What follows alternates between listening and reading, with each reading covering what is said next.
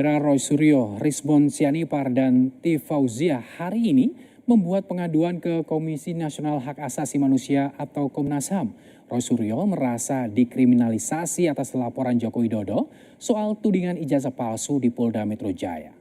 Terima kasih. Assalamualaikum warahmatullahi wabarakatuh. Terlapor kasus pencemaran nama baik dan Undang-Undang ITE, Roy Suryo, T. Fauzia, dan Rizbon Sianipar melaporkan pihak penyidik kepolisian Mabes Polri atas laporan Joko Widodo ke Komnas HAM karena diduga ada pelanggaran HAM dan kriminalisasi. Mereka meminta Komisioner Komnas HAM memanggil kepolisian dan pihak UGM. Menurut Roy Suryo, mereka hanya menjawab sesuai keilmuan karena masyarakat bertanya tentang keabsahan ijazah. Yang kami pertanyakan itulah hak publik untuk bertanya. Dan pertanyaan itu adalah pertanyaan standar, pertanyaan biasa. Kenapa ada seorang yang pernah menduduki jabatan publik, tapi ijazahnya kemudian dipertanyakan? Itu sampel saja. Dan kami melihat adanya sindikasi yang sangat besar di sini. Ketika sebuah universitas yang sangat terkenal, kemudian merasa harus mengikuti selera dari penguasa.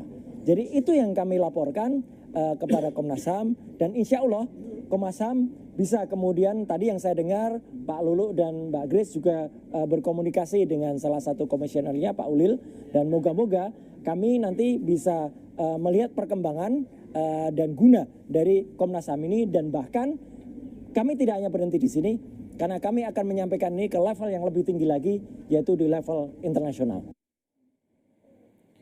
Sebelumnya Presiden ke-7 RI Joko Widodo sudah diperiksa Barreskrim Polri Selasa 20 Mei atas laporan tim pembela ulama dan aktivis terkait dugaan ijazah palsu. Pemeriksaan berlangsung selama kurang lebih 1 jam.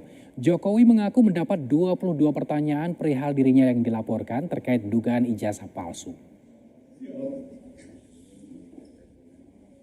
Ada 22 pertanyaan yang tadi disampaikan, ya sekitar ijazah dari SD, SMP, SMA, sampai universitas, juga yang berkaitan dengan skripsi, dengan kegiatan saat mahasiswa saya di sekitar itu.